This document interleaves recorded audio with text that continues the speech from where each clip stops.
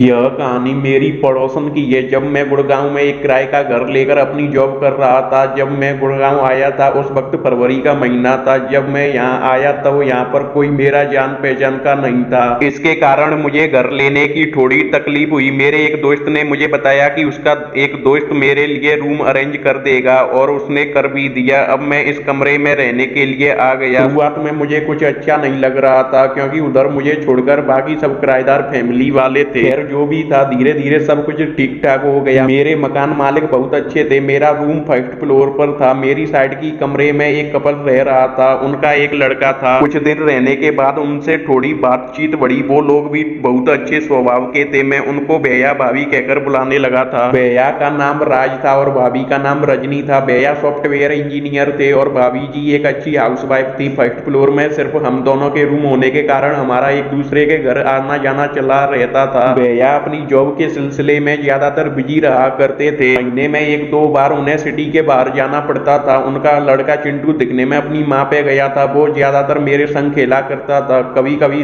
तो दिन में वो मेरे पास ही सो जाता था। मैं उनकी फैमिली के साथ हिल मिल गया था। इस कारण मुझे भी अब अकेला महसूस नहीं होता था। एक दिन भैया मेरे रूम में आए और मुझसे बात करने लगे। मनोज कैसे हो? मैंने कहा ठीक हूँ भैया, आप कैसे हैं? वो बोले क्या तुम बिजी हो? मैंने कहा नहीं भैया, क्या मुझसे कुछ काम था? उन्होंने कहा तुम्हारी भाभी को कुछ शॉपिंग करनी थी और चिंटू की तबीयत थोड़ी खराब है, क्या तुम उनको जरा मार्केट तक ले जाओगे? मुझे थोड़ा काम भी है। मैंने कहा ठीक है भैया, मैं चला जाता हूँ। यह सुनते ही भैया धन्यवाद कहकर चले गए। फिर मैं बाथरूम जाकर नहा धोकर रेडी होने लगा। मैं बाथरूम से आकर अपना ड्रेस पहन रहा था, तभी भाभी ने आकर मेरे कमरे के दरवाजे को बाहर से धक्का लगाकर खोल दिया।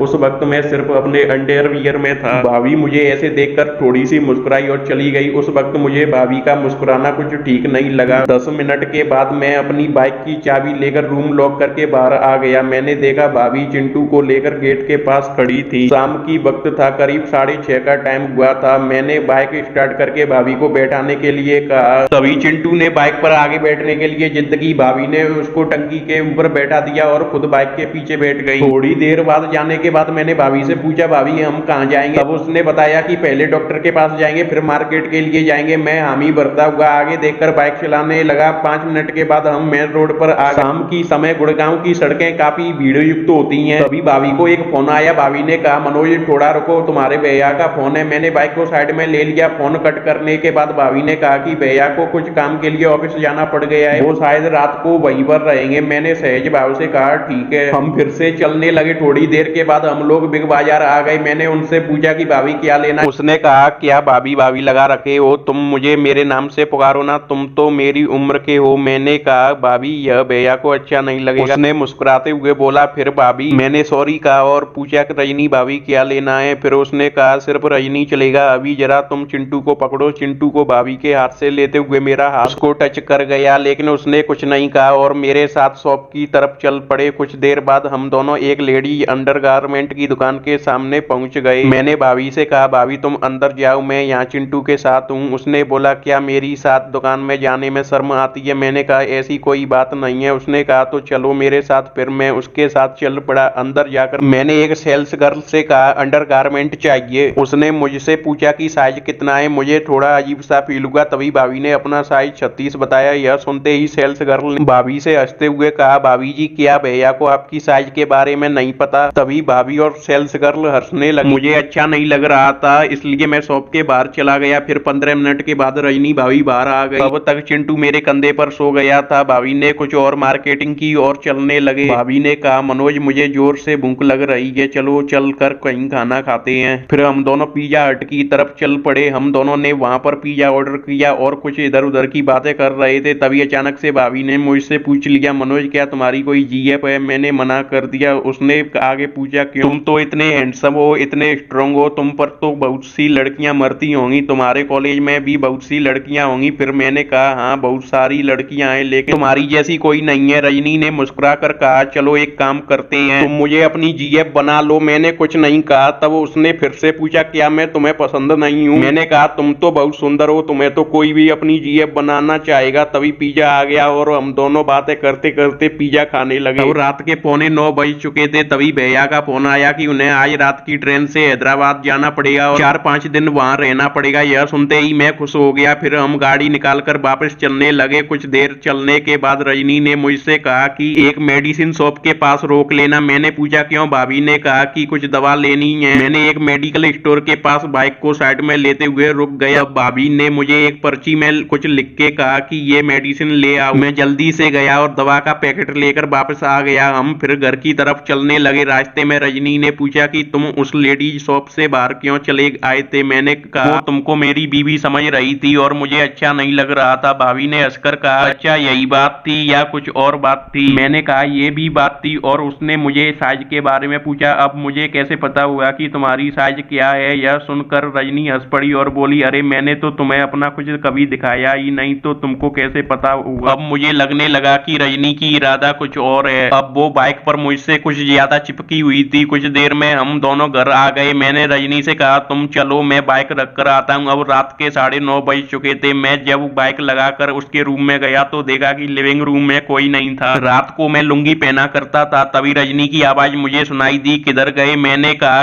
क्या हुआ भाभी? उसने कहा, जरा मुझे तौलिया दे देना, मैं लाना भूल गई, बेड के ऊपर छोड़ आई हूँ। मैंने कहा, ठीक है आता हूँ। मैं उसके बेडरूम के अंदर गया तो देखा कि बाथरूम का दरवाजा थोड़ा सा खुला था। थोड़ा सा करीब जाकर देखा कि रजनी बिना कपड़ों में नहा रही थी। फिर मैंने पूछा, भाभी तौलिया कहाँ पर है? उधर से आवाज आई, शायद बेड पर पड़ा होगा, जल्दी से ले आओ। मैंने बेड से तौलिया उठाया और कहा कि कहाँ पर रख? भाभी एक मीठी सी आवाज में बोली, यहाँ ले आओ ना। ये कहते हुए उसने दरवाजे के बाहर हाथ निकाल दिया। फिर मैंने उसे तौलिया देते हुए कहा, रजनी तुम्हारे हाथ कितने गोरे हैं? वो बोली, हट बेशरम। मैं हंसता हुआ लिविंग रूम में आकर टीवी देखने लगा। अचानक से रजनी लिविंग रूम में आ गई। शायद वो मुझे पीछे से देख रही थी। उसने मुझसे कहा, एक काम करो, हम आज रात का डिनर मेरे घर में कर लेंगे। मैंने कहा, ठीक है। वैसे भी मैंने आज कुछ बना ही नहीं पाया। कुछ देर बाद वो एक ब्लैक कलर की नाइटी में आई। उसको देखकर मेरा मुंह खुला का खुला रह गया। वो उस नाइटी में क्या गजब का दिख रही थी। फिर उसने कहा, चलो आओ हम डिनर करते हैं। मैं मुंह हाथ धोकर आकर डाइनिंग टेबल के करीब आ गया। हम लोग एक साथ खाना खाने लगे। मेरे मुंह से निकल गया, कुछ नहीं भाभी। उसने कहा, फिर भी। मैंने कहा, ओ सॉरी रजनी। फिर हम हंसने लगे। इस दौरान हमारा खाना हो गया था। हम दोनों जाकर हाथ मुंह धोकर टीवी के सामने आकर बैठ गए और टीवी देखने लगे। तभी चिंटू की रोने की जैसी चिन आवाज सुनाई आई तो उसने मुझसे जाके चिंटू को लाने के लिए कहा। मैं जाके चिंटू को ले आया और रजनी को दे दिया। रजनी ने जल्दी से नाइटी का बेबी फीडिंग